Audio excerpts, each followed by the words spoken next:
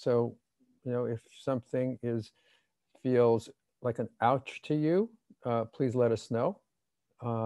And we'll do our best to have everyone's voices heard. So I'm going to start, with a serious sort of historical background.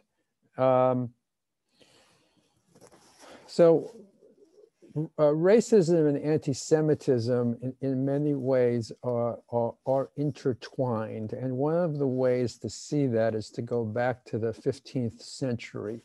In the 15th century, so we had the first sort of inclinations of a kind of a racialized anti-Semitism and racism that was biological. So it was the purity of blood concept in the 15th century, when there were lots of Jews who converted to Christianity, but there were sort of purists within the Catholic Church in Spain and Portugal who thought those people weren't really Christian enough.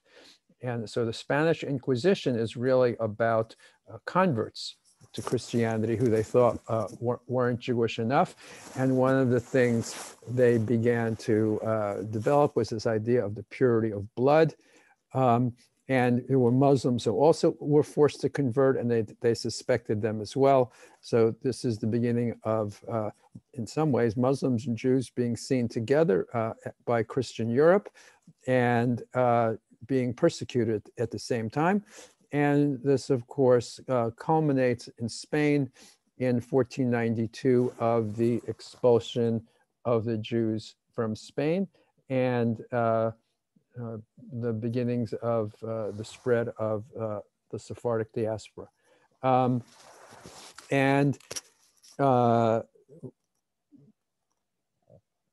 Tens of thousands of Jews left Spain and then left Portugal, and many went to the Western Hemisphere.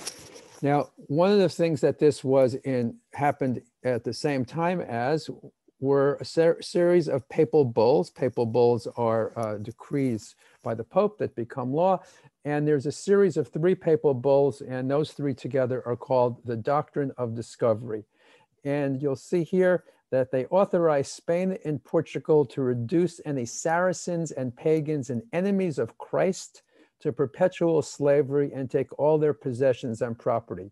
So Saracens are Muslims. Pagans are the indigenous people in the West and Africans who they were going to take as slaves, and the enemies of Christ are Jews. So here we have Muslims, people of color, and Jews all lumped together as a group that the church had the right to put into slavery and take all of their possessions. And this becomes the moral and legal justification for colonization.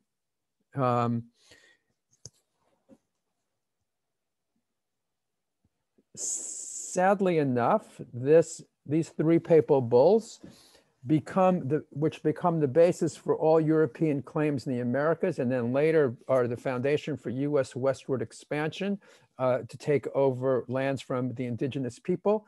And in 1823, Chief Justice John Marshall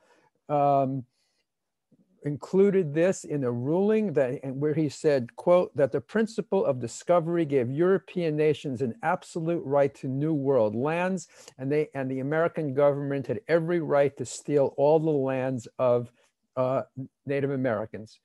So it is enshrined in US law from the earliest stages of our country, and somewhat shockingly, in 2005, it is cited in the Supreme Court by none other than Ruth Bader Ginsburg, who in a case where she joined the majority in denying some claims of the Oneida Nation in New York State, she cites the doctrine of discovery as the justification of that.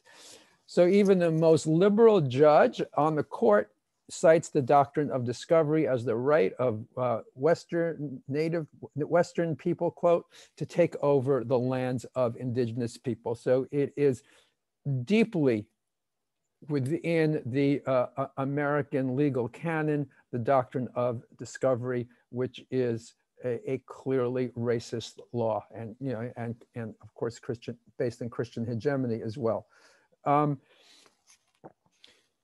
The Portuguese, which who were really the earliest of the slave traders, began pushing a racist ideology, very much justified by biblical passages, and began telling the story of African people as primitive, and again based what they did completely in the doctrine of discovery. We were all taught in school about how wonderful the Pilgrims and the Puritans are, and how they came here to build a city on a hill. But investigation into who the Puritans and the Pilgrims were is they were the most extremist of the people who were supporting Cromwell and others in the Protestant Reformation in England, when Henry VIII threw out the Catholic Church, and then Protestantism was brought in, and then the Oliver Cromwell Revolution.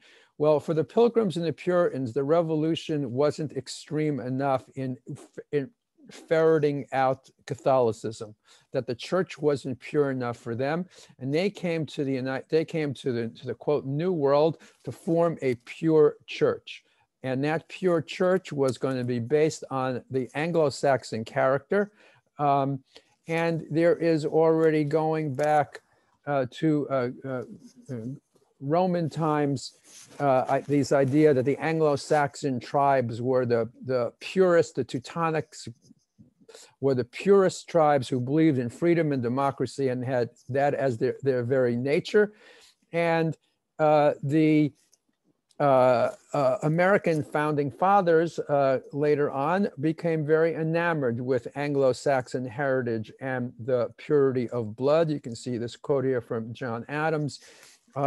Thomas Jefferson was so enamored with the Saxons that when he founded the University of Virginia, he had the Saxon language taught as a language at the school, and wanted Saxon heritage. And if you look at what that is, it's clearly a white supremacy, what we would call now white supremacy, but in those days they just called the superiority of the Saxon race. So the idea of the superiority of the Saxon race, who are the only people who have sort of in their sort of blood makeup valuing freedom, becomes part of the founding myth of America. So whether it's the doctrine of discovery or whether it is the building the country on Saxon ideals, we have built into it the idea of essentially a racial hierarchy and supremacy of a particular kind of Protestant white culture. So any questions to this point?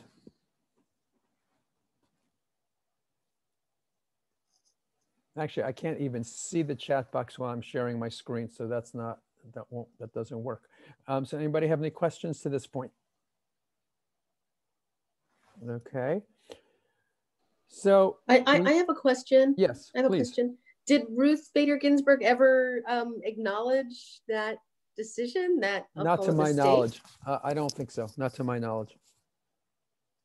And there has been a movement for the last 20 or 30 years by a lot of Native Americans to get the church to rescind it, and particularly now with Pope, our Pope Francis, who's one of the most progressive popes we've had in quite a while.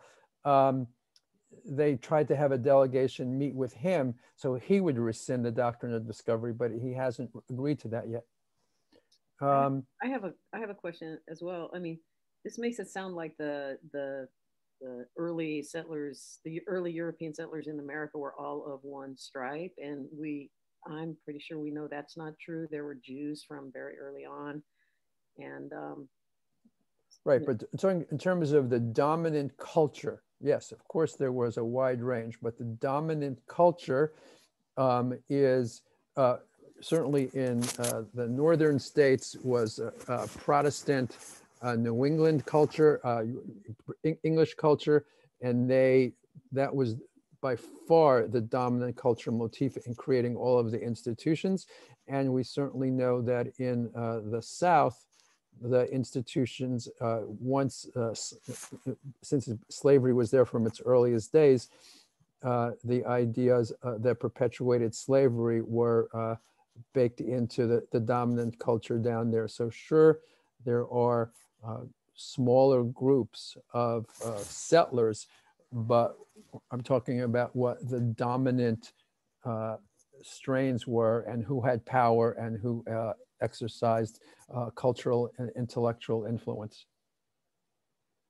Thank you. Yeah. So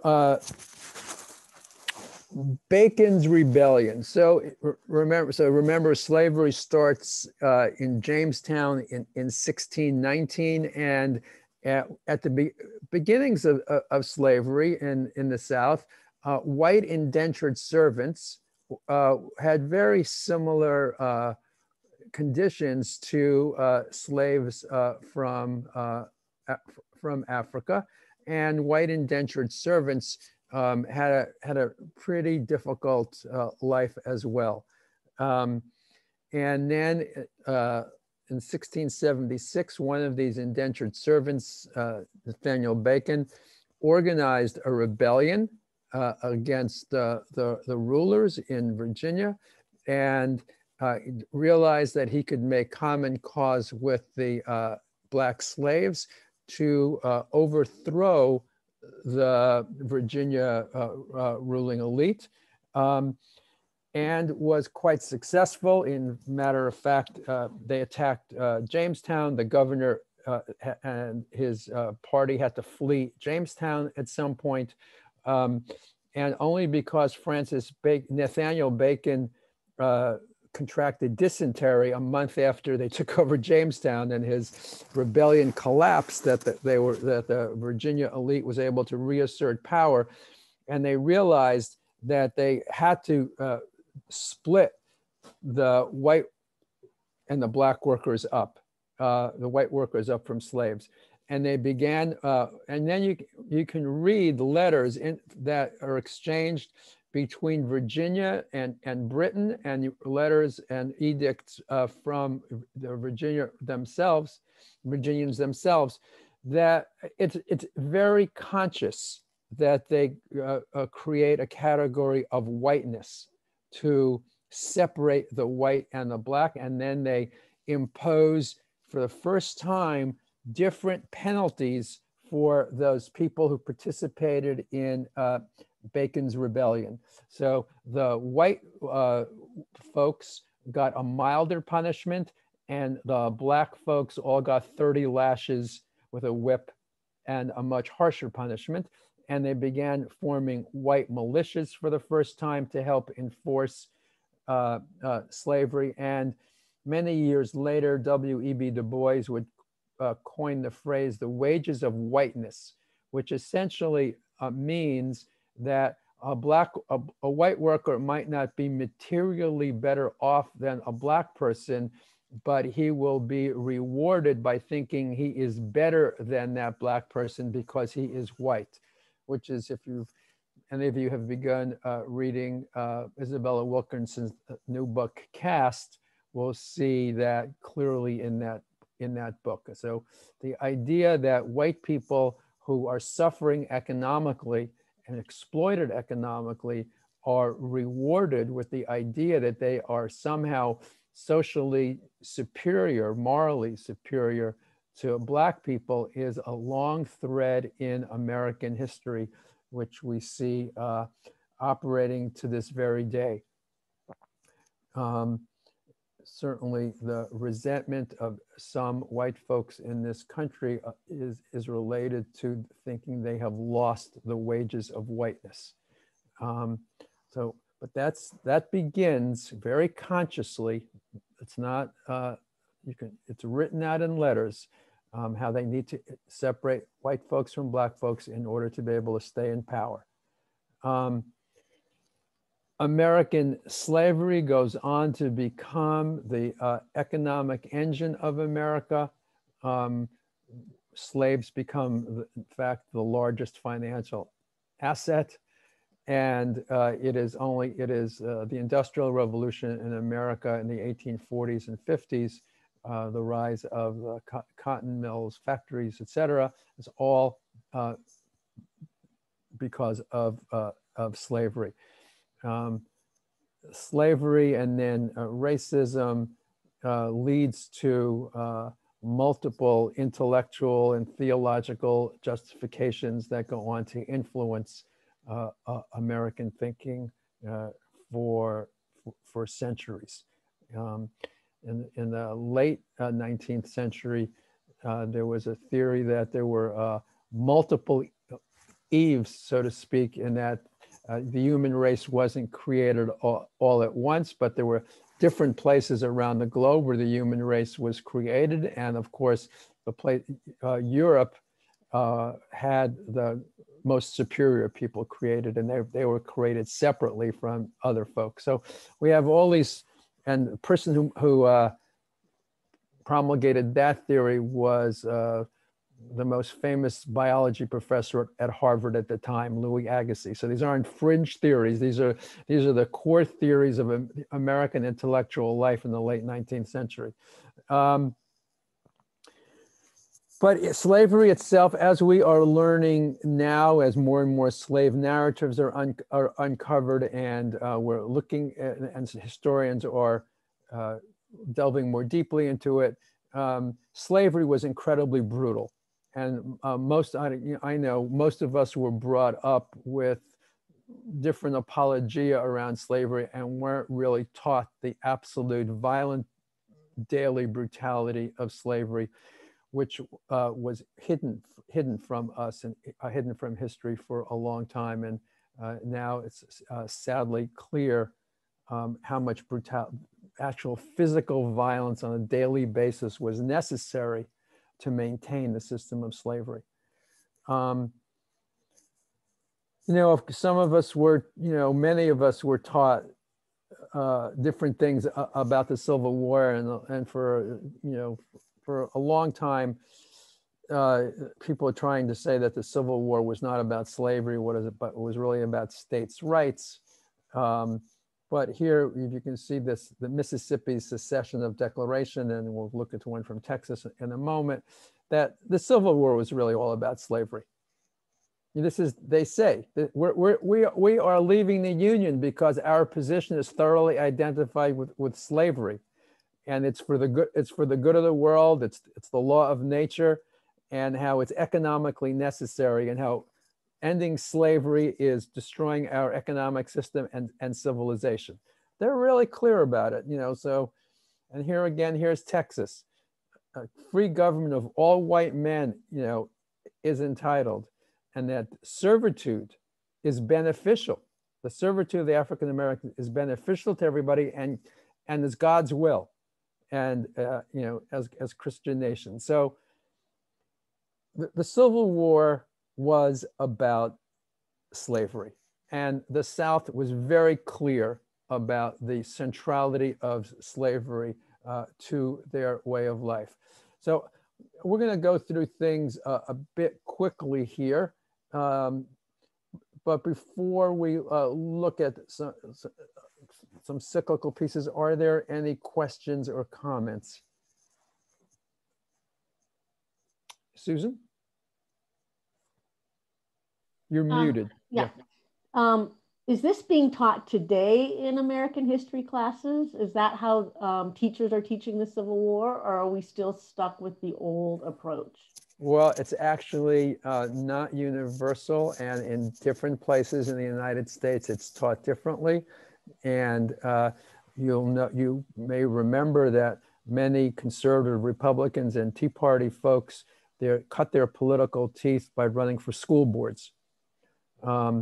So there are school boards all across the country who teach slavery, who teach about the Civil War in a way that it was not about slavery. And because Texas has a very, has a very large population and buys a lot of textbooks. The Texas School Board has a lot of power, and the school board and the sort of the statewide school board in Texas that sets the standards for books is not, you could imagine, is very conservative. So yes, it's still, states' rights is still taught in many parts of the United States as the principal issue around the Civil War. And I've talked to people around from the South who said it's still taught as the Northern invasion.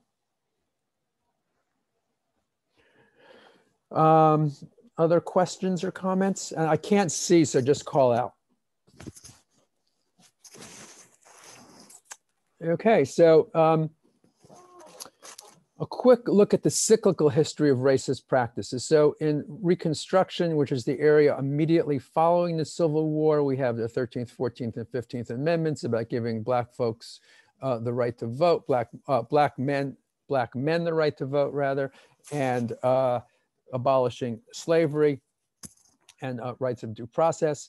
And we have the first of Black elected officials, and we have some both on the local, state, and even on this, we have some Black senators, and it is some beginnings of some economic reparation in some places, and we have the beginnings of the possibility of full Black participation. At the same time, during Reconstruction, there are thousands of lynchings. Reconstruction was a difficult, chaotic time, but it was a time of serious, the most condensed, serious advancement of laws removing racist practices. But there was a severe backlash to that. And we have the rise of Jim Crow and terrorism, the KKK, and institutionalized racism begins then. Institutionalized racism, of course, is slavery, but then we have it in the post-slavery period.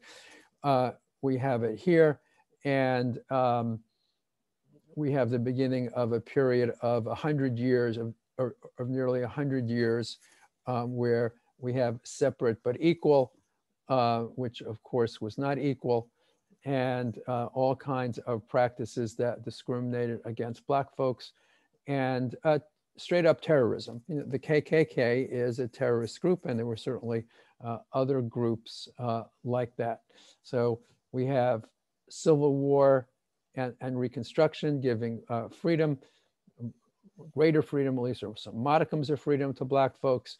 And then we have the reactionary response with Jim Crow, KKK, institutionalized racism. And then to continue those cycles, so after we had the, okay, I skipped the civil rights movement, sorry. So we have the civil rights movement, in the 1950s and 60s, which you're all familiar with, which culminates in the Voting Rights Act. But we had the Fair Housing Act. We had a number of laws between 1960 and 65 that allowed for, and of course before that the Supreme Court decision. We have a greater advancement again of the freedom and rights of African American people in the United States.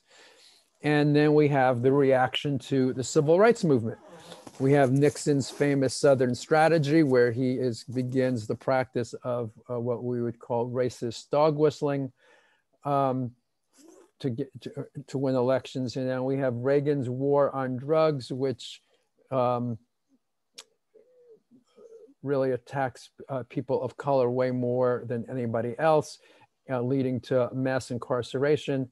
And we have really beginnings of the increase of police violence against people of color. And now, in response to all of the mass incarceration and police violence, et cetera, we have the renewed activism of the Black Lives Matter movement and movements to abolish or defund the police. So this is just a quick thumbnail to show you that historically we've had repression, we've had moments of freedom, we have a backlash of repression, we have moments of freedom. So this has been going on, this cycle since the Civil War, and we see it time and again. And right now we are in a period of tension, of renewed activism, at the same time, as we'll talk about later today, the renewal of white supremacy and white nationalism, causing tension. And of course, the reminder is that race is a fiction. It does not exist biologically. It has been disproved repeatedly by legitimate science. So the category of race and whiteness we see in the somewhat hinted at with the purity of blood in ideas with the in Spain with the Inquisition. We see some of it with the doctrine of discovery, which is a combination of that and religion-based. But with Bacon's rebellion, we see really the beginnings of setting up of whiteness and blackness as categories in order to divide people. And the purpose of racism is always economic exploitation and division. So racism allows, is a tool to create division, to protect people in power, and it is used to exploit people economically. So those are the functions of racism, and it is a construct to benefit those in power. Questions or comments on any of that? Susan? Yeah. So don't we perpetuate this by virtue of the fact that if you go to the hospital, if you fill out census forms, if you fill out forms, you're always asked to identify your race. And doesn't that by definition then separate us from each other? If you're a white person and you walk into a room and there's one black person and the rest are white people, you notice that because you notice that we are always differentiating ourselves. Yeah, that's a great question, Susan. So most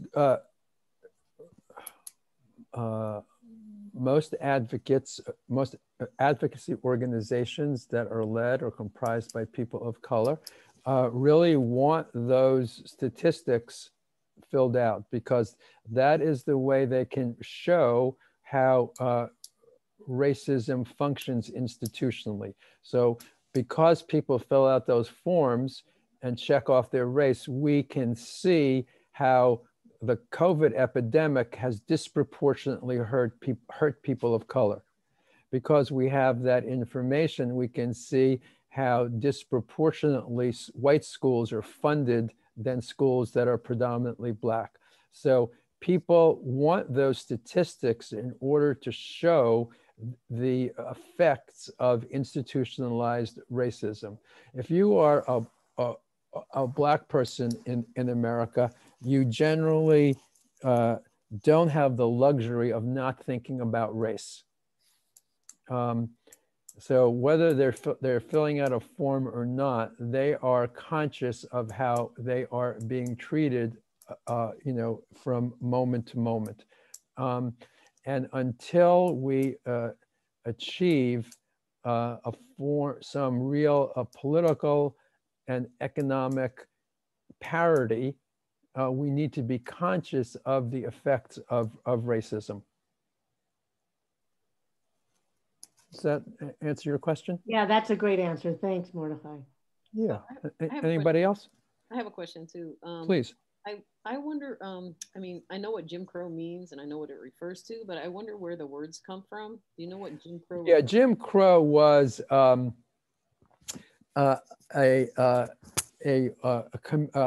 comic who performed in blackface, who made fun of, was a lot of racist stereotypes, and somehow the name stuck for those kinds of laws. So it's just it referred to something in popular culture of that moment in time. Oh, so it's actual person.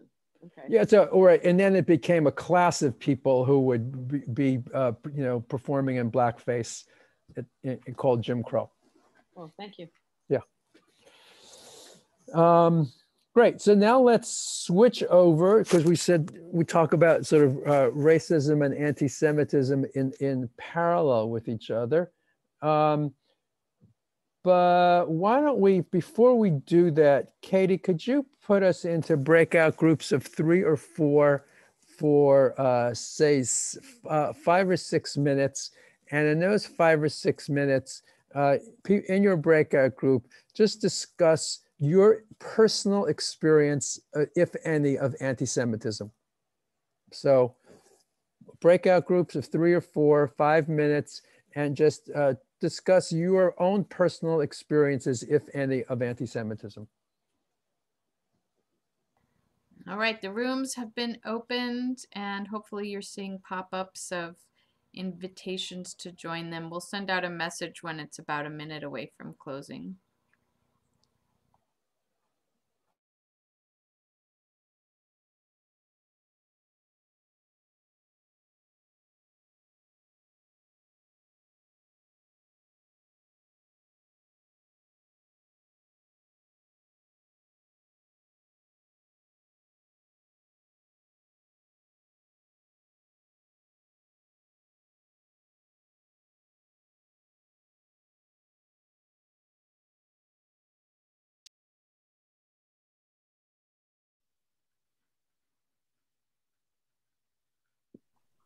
Hi, everybody. Welcome back.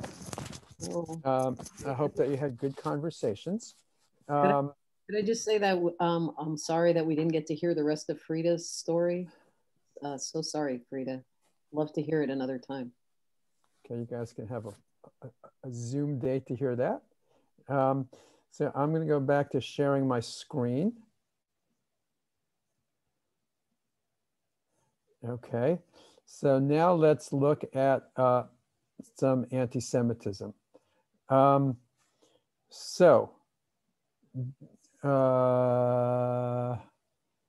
Jews as visible agents of oppression. So in the 10th, 11th, 12th, 13th centuries, Jews throughout Western Europe are periodically exiled from most countries. So they'd stay someplace for a while, and some Jews who were, we won't go into the whole moneylender thing, but because of the way the Catholic Church had set things up, and Christians couldn't lend to Christians, Jews were moneylenders. That's part of the visible agent of oppression piece, sort of the foreshadowing of it. And whenever the aristocracy would be seriously in debt to Jews, they would throw the Jews out of the country. So you see in England, France, the countries, the sub areas that made up Germany, Italy, places like that, Jews would be someplace for 50 or 100 years and they'd be thrown out. They'd come back 50 or 100 years later, and that goes on for several hundred years. And the sort of nobility in Eastern Europe, Russia, Poland, those areas, realizes that they could invite the Jews to come to their countries, and in exchange for the right to practice Judaism, they would become tax collectors and innkeepers. And innkeepers is a way of collecting taxes because there was a significant tax on alcoholic beverages. So the Jews were called tax farmers and collectors, and they would be the ones interfacing with the peasantry, and they would have to then pass the money on to the aristocracy. So this was the beginning of the use of Jews as a scapegoat. When the peasantry, when the serfs would be angry at the rulers would somehow divert the anger from themselves and target the Jews. And this was relatively easy because the church was deeply anti-Semitic. So the Orthodox Church, whether it was the Roman Catholic Church or the Orthodox Church, depending where you were in Poland or Russia or parts of the Austro-Hungarian Empire. The mass of people were deeply, deeply anti-Semitic because, the church preached anti-Semitism, and, the Jews officially were the killers of Christ. Remember, the church doesn't stop teaching that until the 1960s, in the Vatican Council. So we are, at this point, we are deep into church teachings of anti-Semitism, and the mass of peasantry is deeply anti-Semitic. So if the rulers need to divert the anger, the Jews become an easy target, and we are the visible agents of oppression because frequently we are the ones taking the money, and we are completely dependent for our safety and security on the aristocracy, on those in power. In the late 19th century, church anti-Semitism, religious anti-Semitism begins to shift into racial anti-Semitism. And some of this was, they did through philology, study of language. Some of this was, as I said, some of the earlier, strange theories that arose in the 19th century about race, not the least of which was phrenology, the shape of your skull. And the word Caucasian happens to come from because some phrenologist, his favorite skull that he thought was the most perfect skull he had, came from the Caucasus Mountains. So the name, just as Jim Crow comes from that strange thing, so does the word Caucasian just happen to come because one phrenologist's favorite skull came from the Caucasus. That's the origin of the term Caucasian. We are familiar with the pogroms that sparked the mass migration of Jews from Eastern Europe that's set off by the attempted assassination of a Tsar in the 1880s, and Jews as scapegoat again for all of the unrest that's happening in Russia at the time. We see the anti-Semitism in France with the eruption of the Dreyfus trial. And I have read in more than one place that if in 1900 you told historians that there was going to be a Holocaust, that one country was going to kill Jews, most people would have predicted that country be France. That France was a deeply anti-Semitic country at that time. And the first rise of political parties based on anti-Semitism is in France. You can see that happening with the Dreyfus trial, and then that spreads to Germany and other places as well. And of course, sadly, we know that anti-Semitism culminates in the Holocaust. So that's a sort of a quick piece of the development of European anti-Semitism from religious to racial, but in both cases, Jews are used as scapegoats, whether they are scapegoats for the Tsar, and of course the Tsars have printed the famous Protocols of Zion, which is the classic anti-Semitic text, which the Tsar commissioned in order to scapegoat the Jews, or whether it's Hitler in his rise to power scapegoating the Jews. So we have it both on all sides. Anti-Semitism, the function is scapegoating, and using that scapegoating to divide people and to achieve political power. So one of the things that we know about anti-Semitism is that it is fairly predictable, is that when there is going to be a significant rise in the income and wealth gap and many people feel cheated, there will be a rise in anti-Semitism. There were some number of articles recently about how conspiracy theories are rooted in anti-Semitism. The elders of the Protocol of Zion being like the Or text of conspiracy theories in modern times, but before that, blood libels. A new book just came out about the history of blood libels of beginning in the 14th century, Jews being blamed for killing Christian babies to use their blood to make matzah. And the blood libel gets repeated for hundreds of years. But that kind of conspiracy theory of Jews acting together in secret is the core. And so QAnon today, our latest conspiracy theory, is also, of course, deeply anti-Semitic. So anti-Semitism is not a wave, is not natural and not inevitable. People like to use sort of natural metaphors around anti-Semitism. It's a wave, but it's not. It's not. It's a tool used to divide people. And why it's predictable is that whenever there are serious social tensions, whenever people in power feel a threat, whenever people are looking for answers about their oppression and aren't looking at it systemically, Jews are going to be blamed. And that we see that historically. So anti-Semitism is a tool that is used to divide people. That's its function. And one of the ways it does that is in scapegoating, in blaming Jews for all the problems that exist. We are, of course, in the month of Kislev.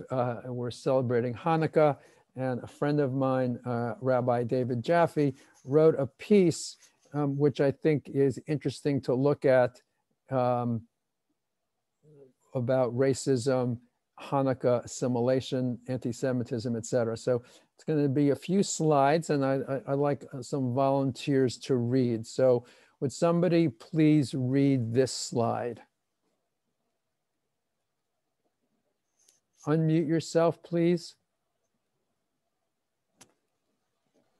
We don't see the slide.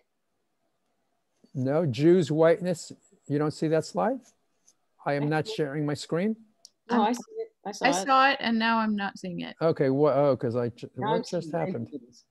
What Yeah, just I saw happened it. here? Okay. I'll read it. Jews, whiteness, and addressing Ashkenormativity. Ashkenormativity. It's a great coined word. Yes. As they say, a portmanteau word. Yeah. The exclusion of Mizrahi, Sephardic, and other Jewish lineages in our Jewish spaces is a topic many in the North American Jewish community are seeking to understand in this age of racial justice reckoning.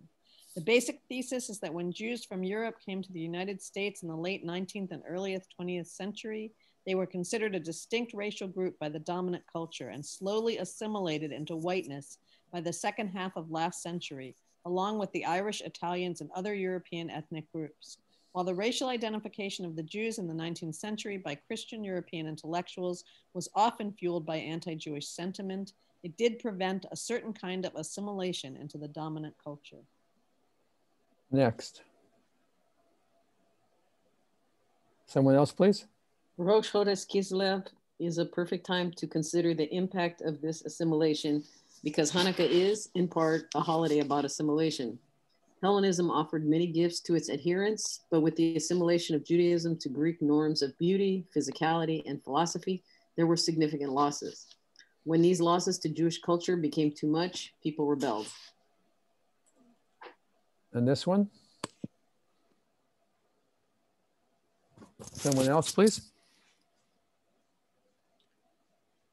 The rebellion was not just about distinctiveness for distinctiveness' sake. The Nevatat Shalom, Rabbi Shalom Noach Barzovsky, notes that Judaism's mission was to see the light of the Creator in all of creation. Seeing this light in all things testified to the essential oneness and unity of creation. The Midrash, Genesis Rabbah, emphasizes that the goal of Antiochus' oppressive edicts preventing Shabbat observance, Rosh Chodesh celebration, and circumcision was to, quote, darken the eyes of the Jews. Rabbi Barzovsky explains that this darkening was meant to weaken the Jews' ability to see the light of the Creator in all things. Once they couldn't see this light, they would drop any opposition to the norms of the empire. The rabbis of the Talmud emphasized the miracle of light as the key to Hanukkah, Talmud Bavli Shabbat, because it was his ability to see the hidden light in all things that was essential to the Jewish testimony to God's oneness in opposition to any empire's claim to divinity. And the last one? The current reckoning with assimilation into whiteness echoes these earlier struggles. One challenge of whiteness is it co-opts its members into whatever empire is ruling at the time to put faith in that system and become comfortable submitting to that system. This comfort with empire contradicts our mission as Jews to seek the light of the one creator in everything and know that creator is the only true entity that can be relied on and worshiped. The Jewish way is essentially anti-empire. Hanukkah is a special time in the year to take a clear look at what it means to be a Jew and to weigh the cost of European descent Ashkenazi Jewry's assimilation into whiteness in the US over the past 70 years on all Jews. There are compelling reasons for this assimilation, including the promise of physical safety after millennium of vulnerability and destruction. But when we become too comfortable with empire and stop knowing that our mission is to see and connect the sparks of light that testify to a creator who humbles any empire, we risk losing ourselves. Hanukkah is the holiday for remembering who we are as a multi-ethnic, multi-racial, idol-smashing people, and it comes just in time. Thank you. Just a couple of minutes. Any responses to those thoughts?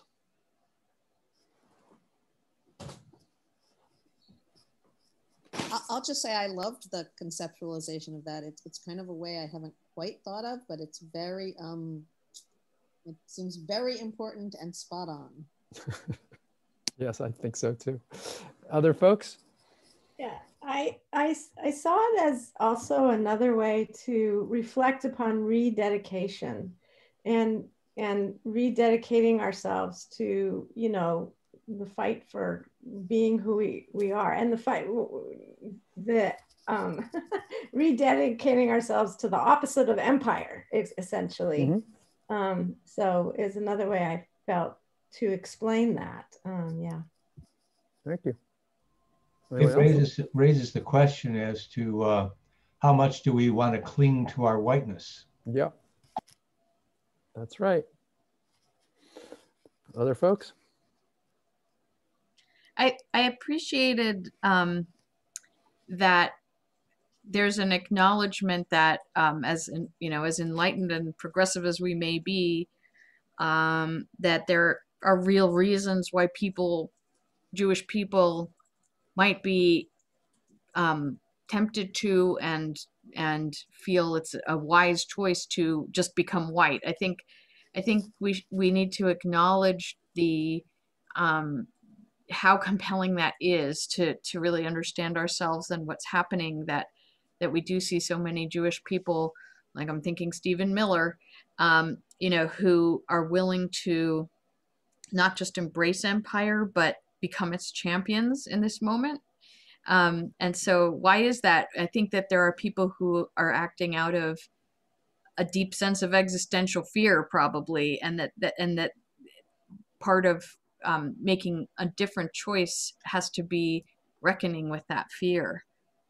Thank you for that, and I'm going to take that as a bridge to move on to the next pieces, because that's a very important point. So economic precarity and the politics of fear.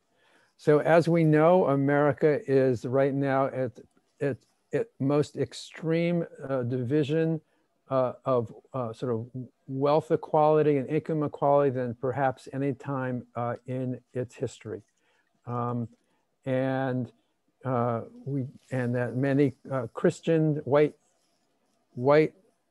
Christians feel that they have lost the wages of whiteness, that they feel that they have lost their relative advantage or that they had over people of color.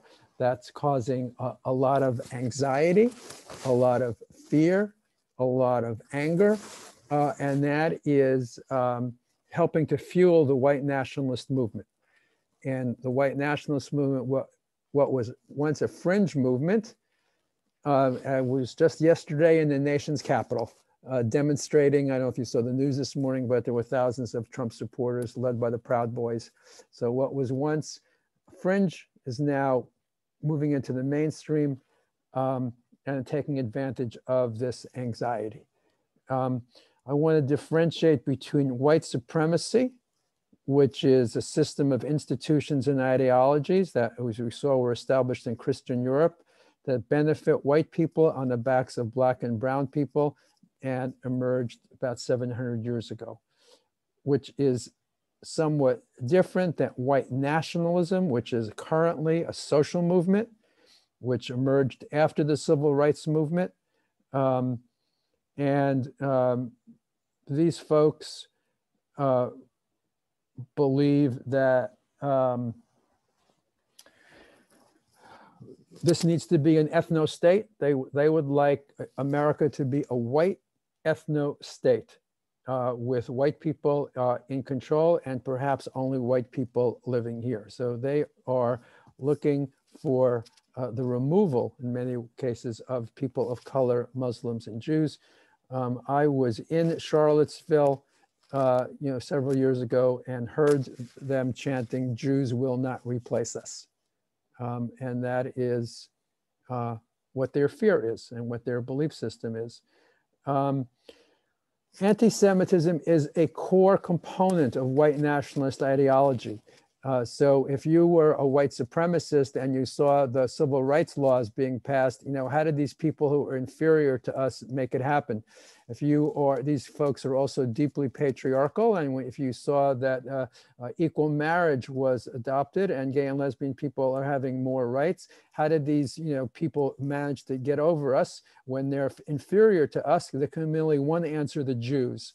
So at the core of the white nationalist movement is the belief that the Jews are behind Black people, behind immigrants, behind LGBT people, that the Jews are, back to sort of Kabbalistic conspiracy theories. The Jews are the masterminds, the classic puppeteers. I don't know if you've ever seen those anti-Semitic cartoons of Jews holding the puppet strings, but that's who we are. So at the bedrock of the white nationalist movement is an explicit claim that Jews are a race of their own, okay? And that is core to white nationalism. The Jewish control to undermine Christian culture. Robert Bauer, the man who killed people at the Pittsburgh Tree of Life synagogue, went into the synagogue very explicitly to protect white Christian society and blaming George Soros, the Jews, and Hayes for immigrant caravans coming into America. Very clear things that he espoused that directly out of the teachings and tenets of white nationalism. People ask, what's the difference between anti-Semitism from the left and from the right? We know that,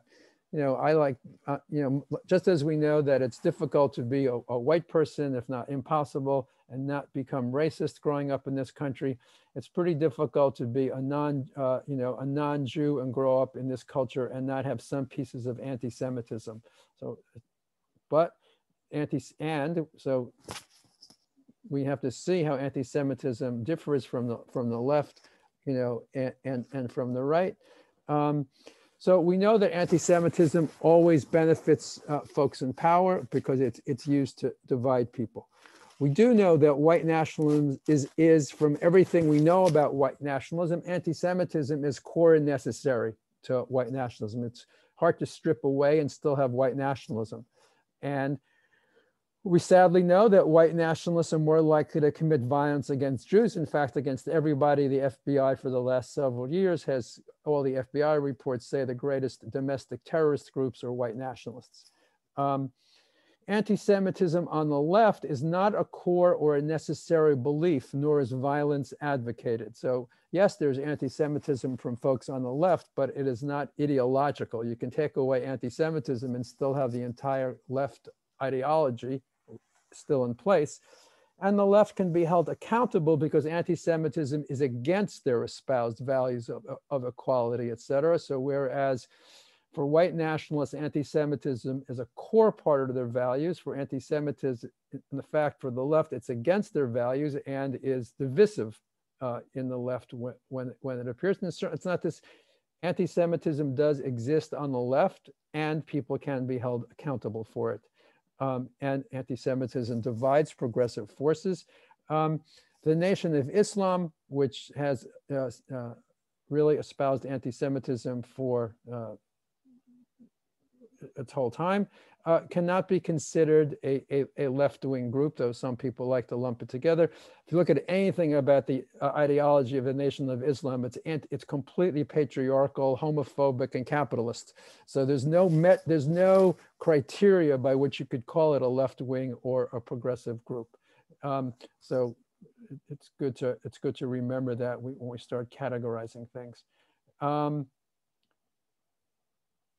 Anti-Semitism, okay, here we are. What is our role as Jews? So our role as Jews is to fight for economic democracy. The fight for economic democracy is the fight against anti-Semitism. As we saw, it is when there is extreme wealth and income gaps that anti-Semitism flourishes. The fight for multiracial democracy is a fight against anti-Semitism. We know that Jews, historically, we are safest in multiracial democracies.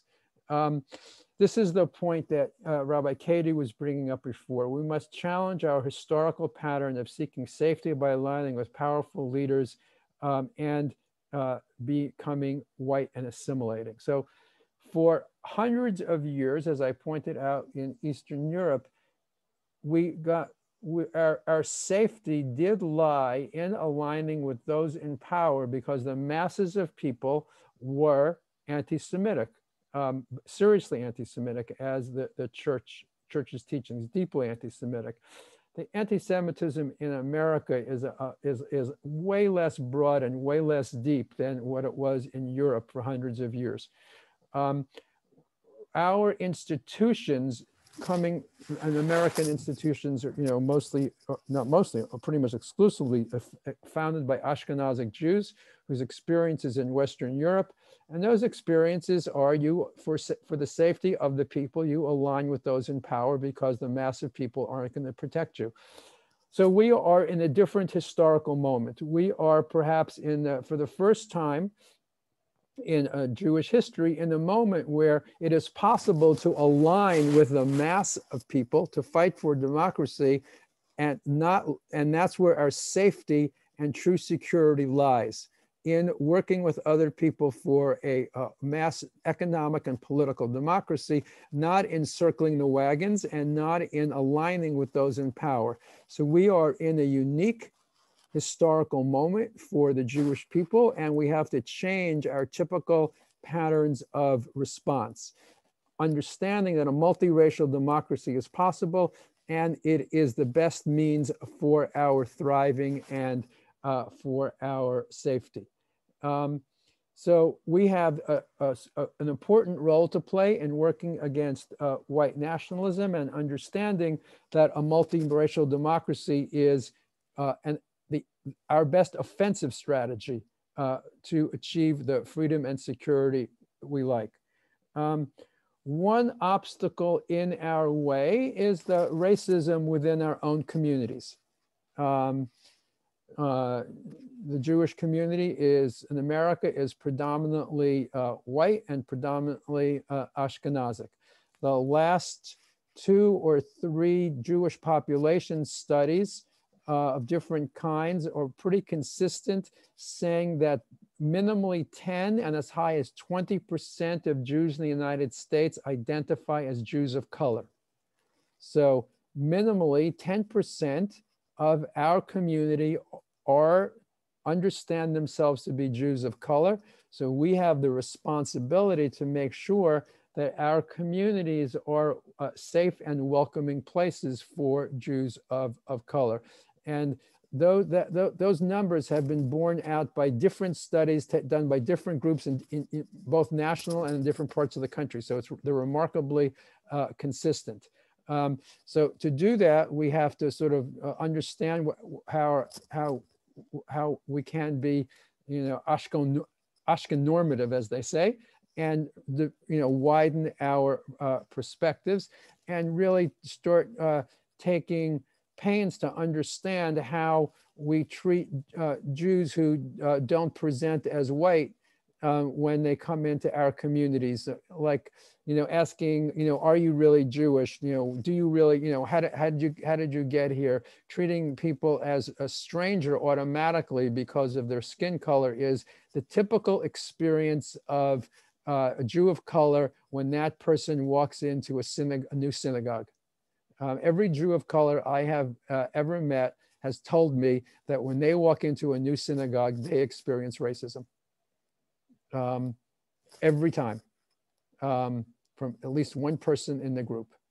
So we have to really understand what welcoming practices are to folks who don't present as white. Jews of color, of course, navigate systemic racism as any person of color does in this society. Their being Jewish is absolutely no protection for them when they are stopped by a policeman or in the educational system or wherever. So white Jews benefit from being white, just like any other white person. And white Jews can advance racism by unconsciously participating in systems of racism, whether that's the way we move, the way we sell homes, the way we send our children to school. That Jews who present white need to understand that we are beneficiaries of white privilege. That privilege I would call provisional. Jews have provisional white privilege. That privilege can be revoked by those in power if need be. If white nationalists were in power, our white privilege would be revoked very quickly. And we've seen in other societies that Jews thought they were part of the white group or the privileged group, but that privilege can be revoked. So we have to have a double consciousness. Those of us who present white absolutely receive the benefits of white privilege. At the same time, we have to also be conscious of that in the time of rising anti-Semitism, that privilege can be revoked. And we have to operate understanding both pieces of information. So how does that all strike you?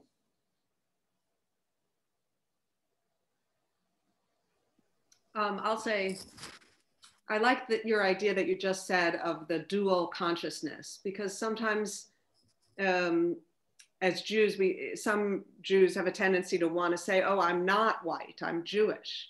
But that has always struck me as something's off about that. If we present as white, we are white. We are treated as white. We are, right, reap all the advantages of that for all intents and purposes. So I like that idea of a double and of the provisional, that for now we have it.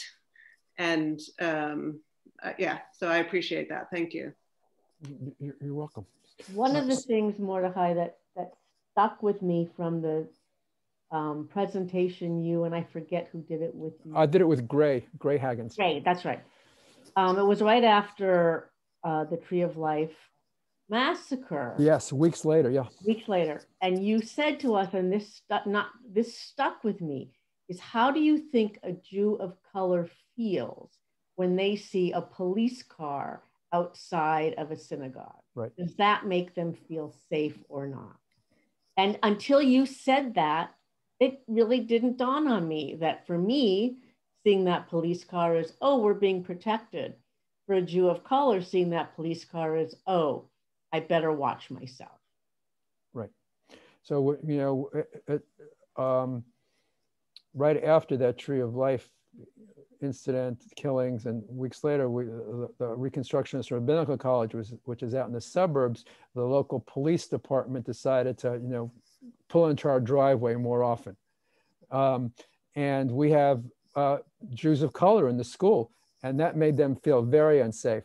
And we had to tell the police department, there are Jews of color who go to our school, because if not, the police would have likely pulled them over.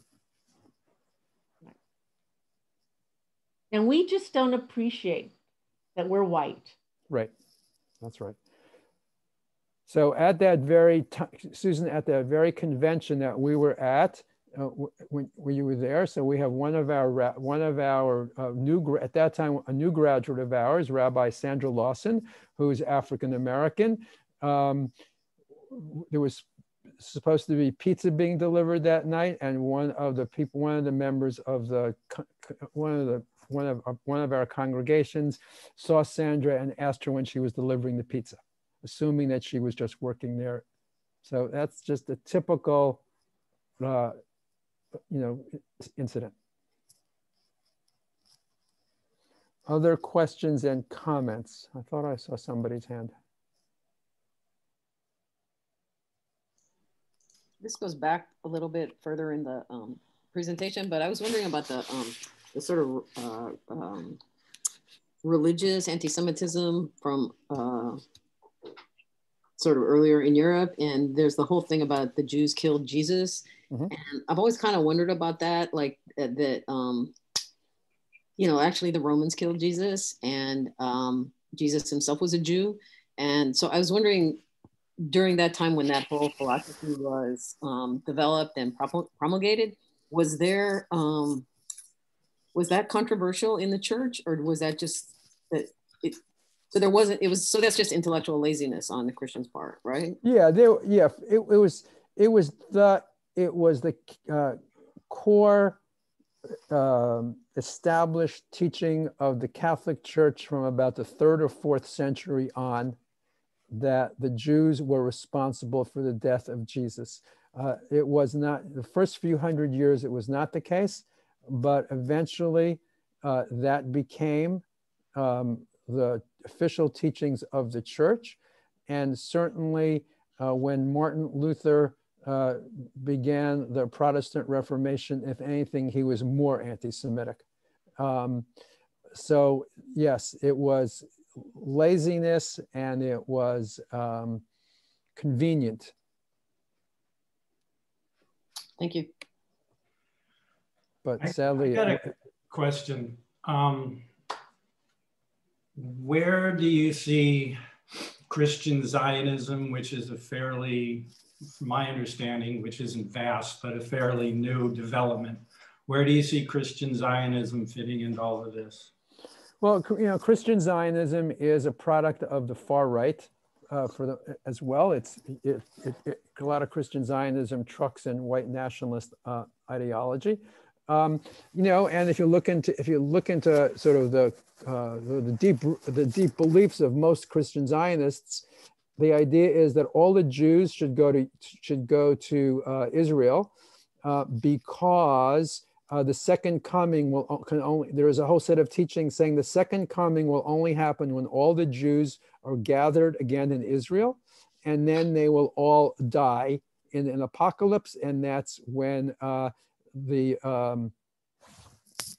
whatever it's called, the rapture. The rapture, the rapture happens. So yeah, a lot of Christians. So Christian Zionism is an important political constituency, and Mike Pompeo's statements over the last month about affirming West Bank settlements and annexation, etc., was really pandering to Christian Zionism. A lot of the Trump administration foreign policy, though, publicly seems geared to appease the Jewish community, is really geared for the Christian Zionist world, which is pretty right-wing and crosses over into another weird area where there are white nationalists who look to Israel as the model of a white ethno-state, that the repression of Palestinians is a good model, and Jews are creating an ethno-state where they are in charge, and that America should do the same thing that the Jews do and become a white ethno-state. And part of that is all the Jews going to Israel. So Christian Zionism is I think, very problematic.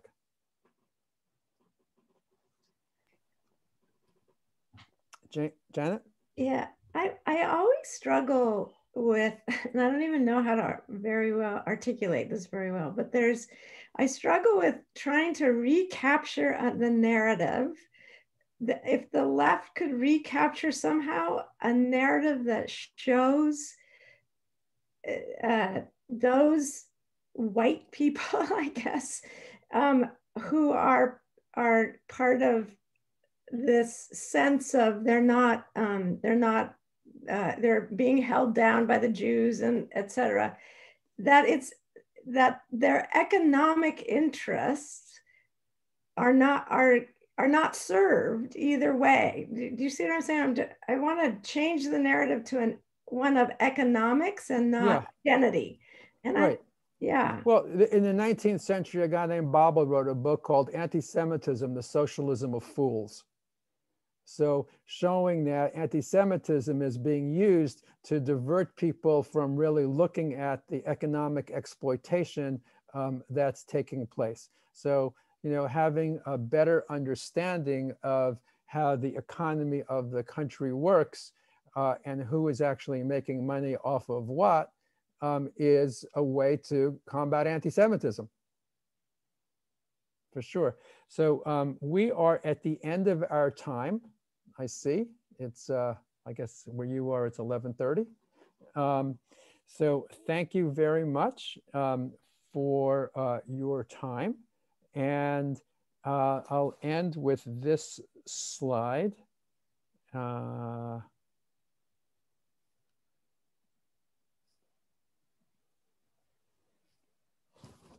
Movement elders remind us that liberation is not a destination, but a process, and the fleeting moments in which we taste just a drop of liberation on our tongues is liberation. And so it is with tshuva. We pray to make fertile ground for sweet moments of connection, liberation, and healing. May we meet this moment well, and may we have what we need to show up and allow it to change us, to turn us, and to return us. So we all need to understand our role as white folks. We need to understand our role as Jews, and we need to understand that we have an important role to play in fighting for a multiracial economic and political democracy in this country. So thank you. Thank you so much. That was lots of food for thought. It was so well done. Thank you, Mordechai, and thank you everybody for coming. And I know that we will probably share this more widely, and it will become a part of the language that we use as we move forward and try to figure out how we respond to our moment. So thank you so much. We really appreciate the time and the this miracle of being able to be together in this way across distance. Before we close, I want to just let people know that we will be inviting another Reconstructionist rabbi to present to us on the Sunday of Martin Luther King weekend. Who is Rabbi Micah Weiss. Yeah. What's the date? I think it's the 17th. It's the Sunday, January, Martin Luther King weekend. And so he'll be talking about reparations. And so it's just another layer of our ongoing learning and conversation about racial justice. And Rabbi Mordechai, you've really laid a foundation that is so important for us. And thank you, thank you, thank you. You're very welcome. It was wonderful. Thank you. Bye, everybody. Chag Urim Sameach. Chag Urim Sameach. Chag Sameach. Chag Sameach, everybody. Chag Sameach. Thank you so much. Thank you so much. You're welcome. Thank you. This was